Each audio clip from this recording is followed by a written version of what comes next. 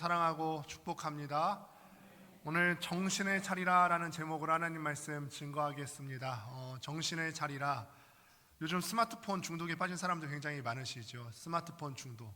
그래서 어떤 일들이 있냐면 핸드폰 보다가 길거리를 가면서 핸드폰을 보다가 차가 오는 것을 미처 알지 못해서 교통사고를 당하는 경우도 많고요. 또 지하철 같은 경우는 핸드폰을 계속 들여다보다가 내려야 되는 역에서 내리지 못하고 역을 지나쳐가는 경우들도 있다고 합니다. 그래서 이런 것들이 이제 사회 문제가 되다 보니까 스마트폰에 중독된 사람들을 일컫는 새로운 신조 용어까지 생겨나게 됐어요. 스몬비라고 혹시 들어보셨습니까? 스마트폰과 좀비 같은 거 한번 들어보셨죠? 막 생명력이 없는데 막 갤갤거리면서 돌아다니는 이런 것들 좀비인데, 스마트폰과 좀비를 합쳐줘서 스몬비라고 하는 용어를 사용하게 되었습니다. 딱 표현이 맞아요. 핸드폰에 딱 집중하면서 가면은 좀비처럼 자기가 어디 가야 되는지도 모르고, 그래서 스몬비. 자신도 모르게 점점 빠져들어서 시간 낭비하고 그리고 건강까지 잃게 되는데, 우리는 이런 종류의 것들을 이제 중독이라고 합니다. 중독. 근데 중독은 스마트폰만 중독이 있는 것이 아니라 여러 가지 중독물이 있을 수가 있죠. 알코올 중독, 대표적인 예로 알코올 중독도 있을 수가 있고, 게임 중독도 있을 수가 있고, 그리고 음란물 중독, 또 TV나 각종 매체들, 이런 거 TV 보는 것도 중독이죠. 드라마 보는 것도 중독입니다. 1화 보고 끝나야 되는데 2화, 3화 계속 보면 중독이에요. 수많은 사람들이 중독에 빠져서 살아가고 있습니다. 그런데 중독에 빠진 사람들은 한 가지 공통된 특징이 있어요. 어떤 특징이냐면 정신을 못 차린다는 거예요. SNS에 빠진 사람들은 SNS 빠져서 정신을 못 차리고요. TV에 빠진 사람들은 TV 보느라 정신 못 차리고, 게임하는 사람들은 게임하느냐고 집안일 하나도 못 돌보고 육아도 하지 못하고 그렇습니다. 이 정신을 차리지 못한다는 말은 사리를 분별할 능력이 없다는 말이에요. 사리를 분별할 수 있는 능력이 없다. 그러니까 자기가 인생 살면서 당연하게 해야 되는 일들이 있지 않겠습니까? 직장 생활에 집중하셔야 되고 또 가정 생활에 집중하셔야 되는데, 중독에 빠지면 사리를 분별하지 못해서 내가 마땅히 해야 되는 일임에도 불구하고 하지 못하는 일들이 수두룩하게 있다는 거예요. 알코올 중독에 빠진 아빠가 혹은 엄마가 해야 할 일은 술을 끊어내고 아빠로서 해야 될 일을 하는 거죠. 엄마로서 해야 될 일을 하는 것입니다. 그런데 그렇지 못해요. 게임 중독에 빠진 학생들은요, 이 게임을 끊어내고 학생으로서 해야 될 일, 사리를 잘 분별할 수 있다면 자기가 뭐 해야 될지를 알 텐데 이런 것들을 잘 감당해야 된다는 건데 그렇지 못하다는 거예요. 그래서 정신을 차려야 된다는 것입니다. 이런 의미에서 볼 때 오늘 베드로가 오늘 본문 7절에서 우리에게 하는 권면이 의미가 있다고 할 수가 있는데, 다시 한번 7절 말씀을 같이 한번 읽습니다. 시작. 만물의 마지막이 가까이 왔으니 그러므로 너희는 정신을 차리고 근신하여 기도하라. 아멘. 이제는 만물의 마지막 종말이 가까이 왔다고 합니다. 종말이 어떤 때죠? 우리가 말세다 말세 그러지 않습니까? 어떤 희귀망측한 일들을 보고 나선 야, 말세다 그러는데, 말세란 언제고 종말은 언제냐면 예수님께서 이미 한번 오시지 않았습니까? 한번 초림하시고 나서 언젠가 반드시 재림을 하실 건데, 초림과 재림 사이의 이 시기를 다 종말이라고 합니다. 사랑하는 성도 여러분, 예수님께서 언젠가 다시 오실 것을 믿으십니까? 분명히 믿으세요. 네, 예수님께서 우리가 대답한 것처럼 반드시 오실 것이고 그때는 이미 정해져 있습니다. 그래서 베드로는 성도들에게 정신을 차려라 이렇게 말씀하는 거예요. 예수님께서는 언젠가 오실 것이고 그때가 되면 모든 것을 심판하실 것이기 때문에 우리가 지금 정신을 빼앗긴 채로 살면 안 되고 중독에 빠져 살면 안 되고 정신을 차려야 된다. 사리 분별할 줄 알아야 된다. 예수 믿는 사람으로서 뭐 해야 되는지 사리 분별을 할 수 없게끔 세상 유혹이 계속해서 우리 가운데 밀려 들어올 텐데, 여기에 넘어가지 마라. 정신 차려야 된다. 그래서 마땅히 해야 될 일들을 하고 있어야 되겠다. 베드로가 우리에게 권면하는 거예요. 그래서 오늘 말씀 가운데 우리가 정신 차리고 근신하고 깨어서 기도해야 될 내용이 무엇인지 세 가지 내용에 대해서 보려고 하는데, 첫 번째로는 우리가 서로 뜨겁게 사랑하고 허다한 죄를 덮어야 된다라는 것입니다. 8절 말씀을 다시 한번 보겠습니다.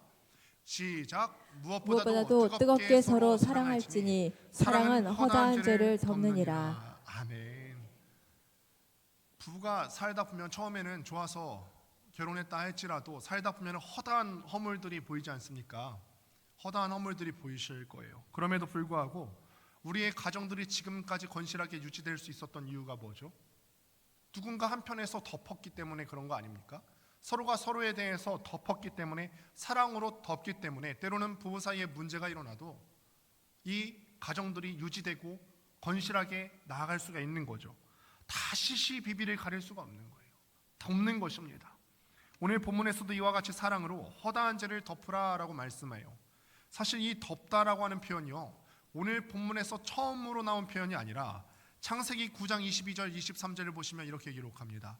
가나안의 아버지 함이 그의 아버지의 하체를 보고 밖으로 나가서 그의 두 형제에게 알림해 셈과 야벳이 옷을 가져다가 자기들의 어깨에 메고 뒷걸음쳐 들어가서 그들의 아버지의 하체를 덮었으며 그들의 얼굴을 들이키고 그들의 아버지의 하체를 보지 아니하였더라. 하나님의 홍수 심판 이후에 노아가 포도주를 마시고 완전히 벌거벗은 채로, 취해서 벌거벗은 채로 자고 있었어요. 22절 말씀을 보니까 아버지 노아의 벌거벗은 모습을 보고 함이 밖에 나가서 그의 두 형제에게 알리다라고 하는데, 이 알리다라고 하는 단어는 사실 조롱하다라는 뜻을 갖고 있어요. 조롱하다. 그러니까 단순히 두 형제들에게 아버지 하체를 보고 나가서 아버지가 발가벗고 주무신다, 이렇게 정보 전달을 하는 거에서 넘어서서 벌거벗은 아버지를 조롱하고 흉보고 아버지를 감히 그렇게 했다는 거예요. 그런데 이 이야기를 들은 나머지 두 형제 셈과 야벳이 어떻게 했다 하죠? 뒷걸음쳐 들어가서 아버지의 하체를 덮었다라고 합니다. 그 이후 이야기는 우리가 잘 알다시피 이 노아는 잠에서 깬 후에 함에게는 저주를 내리고 나머지 두 형제에게는 축복을 내리는 이야기를 우리가 볼 수가 있습니다. 그런데 다시 오늘 본문으로 돌아오게 되면은 교회 내에서도 이런 종류의 성도들이 있다는 거예요. 어떤 성도들은요, 공동체에 누가 실수했어요. 그럼 실수했으면은 모른 척 덮어주고, 이 사람이 그대로 허물을 갖고 있음에도 불구하고 덮어주는 사람이 있는가 하면, 어떤 사람들은 한 사람이 잘못한 거에 대해서 계속해서 수군거리는 사람들이 있다는 거예요. 수군거리는 사람. 그리고 우리가 지체의 허물을 덮지 못하면 어떻게 되죠? 우리가 누군가에 대해서 수군거리면 그 소문은 어떻게 퍼져나가게 됩니까? 만약 1을 잘못했다 하면은 1만큼만 돌아올까요? 아니면 30배, 60배, 100배로 커져서 돌아올까요? 커져서 돌아오는 것을 우리도 경험했고 주변에서 많이 보지 않습니까? 그러니까 여러분들 가운데 혹시나 누군가 옆에서 잘못하거든 수군거리지 마시고 덮을 수 있게 되기를 바랍니다. 그렇지 않으면은 그 사람도 다칠 뿐더러 그 수군거리는 것을 말하는 나도 다치게 되는 거예요. 여러분, 사랑은 덮는 것인 줄을 믿습니다. 본디 덮는다는 것 말 자체가요, 잘못한 사람이 잘못을 그치는 것을 말하는 게 아니에요. 덮는다고 해서요, 그 사람이 잘못한 것을 멈추는 게 아니지 않습니까? 덮는다는 건요, 내가 어떤 사람이 잘못했을 때 그 사람을 덮는다는 거는 그 사람은 계속해서 그 잘못한 거를 할 수가 있어요. 수근수근 거릴 수도 있고 뭔가 실수를 계속해서 반복할 수가 있습니다. 그런데 그 미워하는 일을 함에도 불구하고, 계속해서 반복적으로 실수함에도 불구하고 그것을 덮으라.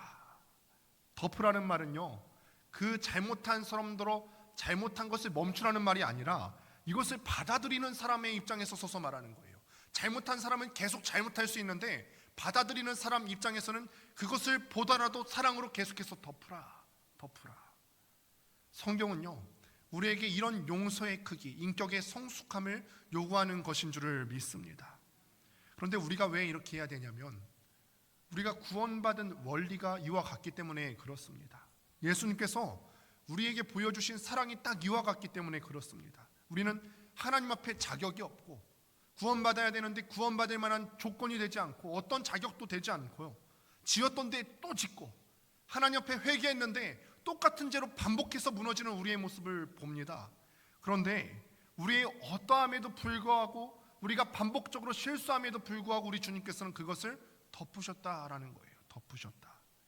그러니 우리가 예수님을 믿는 그리스도인으로서 예수 그리스도의 사랑을 본받기 위해서는 주님께서 우리에게 그렇게 반복적인 실수를, 반복적인 죄를 덮어주셨던 것처럼, 누군가 우리 주변에서 실수하는 사람이 있다 할지라도, 내 남편이 실수하고 아내가 실수하고 자녀가 실수하고 가족들이 실수하고 내 옆에 구역 식구들이 실수해도 한 번 실수하는 게 아니라 2번, 3번, 10번, 20번 실수해도 우리는 어떻게 해야 된다고요?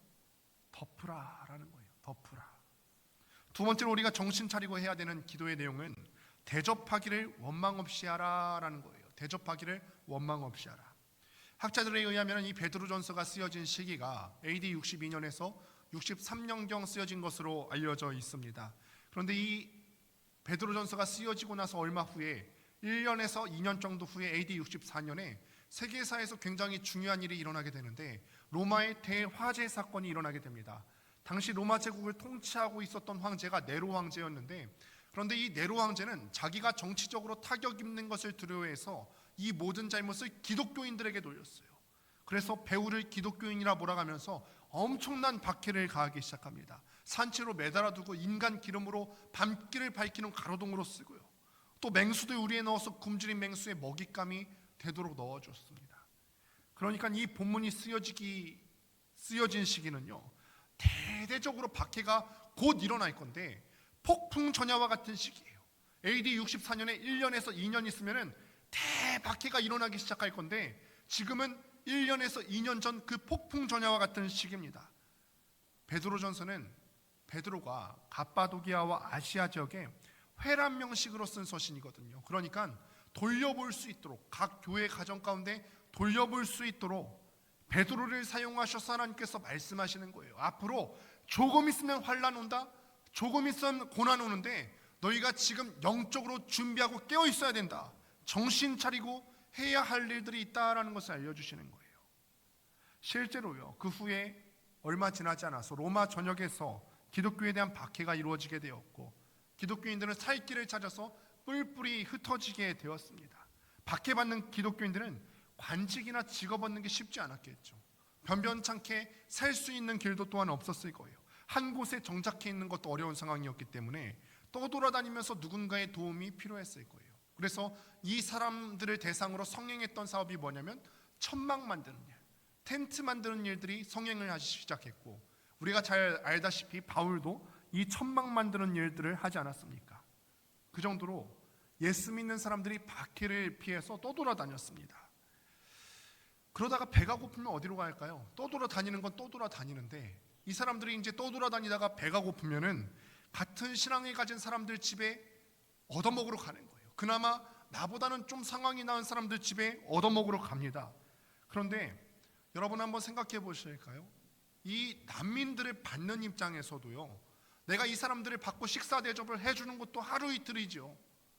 더군다나 이 떠돌아다니는 사람들이 개인별로 떠돌아다니는 것도 아니고 가정별로 떠돌아다니지 않습니까? 식구들로 떠돌아다니는데 하루 이틀도 아니고 계속해서 사람들이 찾아오는데 대접하기가 참 힘들지 않았겠습니까? 그러니까 자신도 그리스도인이라서 박해를 받는 입장에서 다른 그리스도인 가정까지 책임지기는 쉬운 일이 아니었을 것이다라는 거예요. 그렇기 때문에 이 말세 때 그 도움이 필요한 우리의 형제, 우리 동역자들을 도울 때 원망 없이 도우라는 거예요. 다른 군소리 하지 말고 원망 없이, 다른 변명하지 말고 아무 소리 하지 말고 도우라는 것입니다. 이 말씀을 우리 삶 가운데 가지고 들어오면은 우리도 비슷한 경우를 맞이할 때가 참 많이 있음을 보게 돼요. 우리도 우리 주님께서 우리에게 말씀하신 것처럼 다른 어려운 사람들을 계속해서 도우려고 합니다. 순수한 마음을 갖고서 저 사람이 지금 좀 어려운데 내가 좀 도와줘야 되겠다. 하나님께서 우리 마음에 감동을 주셔서 그렇게 도울 때가 있어요. 그런데 그렇게 돕다가 간혹 우리 마음 가운데 이런 생각이 드는 거죠. 내가 도왔는데 감사하다는 말 한마디가 없어. 내가 그래도 도왔으면 인간적으로 감사하다는 말 한마디 정도는 해야 되는 거 아닌가. 감사하다는 말을 들으려고 한 건 아님에도 불구하고 내 마음 한켠에 섭섭한 감정이 계속해서 한 자리를 비집고 들어오기도 하죠. 예수 믿는 우리는 예수님께서 우리에게 베푸신 그 사랑의 원리를 따라가야 되는데, 예수님께서 십자가에서 달려 죽으신 그 사랑은 기브 앤 테이크가 아니에요. 야, 내가 너희를 위해서 십자가에 달려서 죽는데, 그러니까 너희는 나를 믿을 때 이 십자가 사랑을 기억하면서 너희는 감사헌금 많이 해야 돼. 야, 내가 너희를 목숨까지 바쳐서 사랑했는데 너희는 이 정도 한 거에 비하면 이 정도 봉사해야지. 주님께서 우리에게 요구하셨던 사랑은 기브 앤 테이크가 아니라는 거예요. 내가 너희한테 이만큼 사랑했으니까 너희는 이만큼 해줘야 된다. 그렇게 보여주시지 않았어요. 우리에게서 뭔가 돌아올 것을 기대하고 십자가를 지시지 않았다는 것입니다. 무언가 돌아올 것에 대한 기대를 아예 하지 않고 진정한 사랑으로 베푼다면 원망이 없을 수가 있다는 거예요. 기브 앤 테이크는요, 비즈니스죠. 어떤 값어치를 지불하고 받는 건요, 시장 경제예요. 내가 이만큼 500원 나면 500원어치를 받는 거고 2,000원 내면 2,000원어치를 받는 거고, 기브 앤 테이크는 비즈니스죠. 사랑이 아니에요. 무언가 돌아올 것에 대한 일체의 기대 없이 남을 섬기라 라고 오늘 말씀 가운데 우리에게 말씀하시는 거예요. 세 번째는 각각 은사를 받은 대로 청지기 같이 서로 봉사하라. 함께 10절 말씀을 읽어보도록 하겠습니다. 시작. 각각 은사를 받은 대로 하나님의 여러 가지 은혜를 맡은 선한 청지기 같이 서로 봉사하라. 아멘. 우리가 예수 믿는 지체로서 교회에 있을 때 무엇을 해야 된다고 말씀하죠? 정신 차려서 봉사해야 된다. 봉사해야 된다는 거예요. 봉사는 말 그대로 다른 사람을 위해서, 교회를 위해서 섬기는 거예요. 사실은 교회 내에 있는 모든 직분들이 교회를 섬기기 위해서 봉사하는 직분으로 만들어졌습니다. 목사는 말씀을 선포하는 직을 감당케 하기 위해서 목사라는 직분이 세워지게 됐고, 장로님들은 교회를 다스리고 또 치례하는 직분을 감당케 하기 위해서 장로라는 직분이 생겨나게 되었고, 권사님은 아픈 사람들을 병문안하고 신방하는 역할을 감당케 하기 위해서 권사라는 직분을 만들게 되었고, 집사라는 교회 내에서 여러 가지 일들을, 관련 일들을 맡게 하기 위해서 그런 집사라고 하는 직분이 생겨나게 되었어요. 그러니까 오늘 본문에 나오는 봉사해야 된다, 선한 청지기 같이 봉사해야 된다라고 했을 때 이 봉사가 헬라어로 디아코네오라고 합니다. 디아코네오. 그러니까 봉사라는 단어가 디아코네오인데, 이 디아코네오라는 단어에서 집사라는 단어가 생겨났어요. 디아코네오에서 집사라는 단어가 디아코노스거든요. 집사는 그러니까 무슨 일을 해야 된다고요? 교회 내에서 봉사해야 되는 일을 해야 된다는 거예요. 디아코노스, 봉사하는 직분을 감당해야 된다. 실제로 그 의미를 잘 살리기 위해서 우리말로 번역한 집사라는 단어도 한자어를 보면 잡을 집자 일사자를 써서 일을 잡으라, 시키는 일만 하는 것이 아니라 교회를 다니다가 할 일만한 것들이 내 눈에 보이거든 일을 잡으시는 거예요. 길을 가시다가 또 우리 교회에 다니시다가 뭐 쓸모없는 전등이 켜져 있다 그럼 킬 것이고, 우리가 교회 내에 쓰레기가 떨어져 있다 하면 주스시고, 교회 내에 내가 할 만한 일이 무엇인가, 플리마켓을 곧 한다고 하는데 플리마켓에서 내가 도울 만한 일이 없을까? 우리 또 정도현 부감님께서 하시는데 가서 물어보시고, 내가 도울 만한 일이 없습니까? 물어보시고, 우리가 계속해서 우리가 온 성도들이 교회를 위해서, 이웃을 위해서, 동역자들을 위해서 일을 잡을 수 있는 여러분들 될 수 있게 되기를 바랍니다. 어떤 사람들에게는 이 일을 하기 위해서 은사를 주십니다. 찬양자라는 은사를 주셔서 찬양팀을 섬기기도 하고, 어떤 분들은 음식을 잘해서 음식 맡은 사람들로 섬기기도 하고, 어떤 분들은 돈 버는 일도 은사거든요. 돈 버는 일도 다 잘할 수 있는 게 아니에요. 어떤 사람들은 돈을 잘 버는 은사를 주셔서 돈을 잘 버는 것으로 물질로 섬길 수 있는 은사를 우리에게 주시기도 합니다. 그런데 우리가 어떤 사람같이 봉사해야 된다고 오늘 말씀에서 기록하죠? 어떤 사람같이? 청지기같이. 10절 말씀을 보시면 각각 은사를 받은 대로 하나님의 여러 가지 은혜를 받은 선한 청지기같이 봉사하라. 청지기같이 봉사라는 거예요.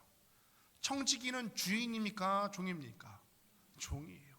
주인 행세를 하면 안 된다는 거예요. 내가 돈을 잘 버는 은사가 있다면 돈을 잘 버는 게 내게 아니에요.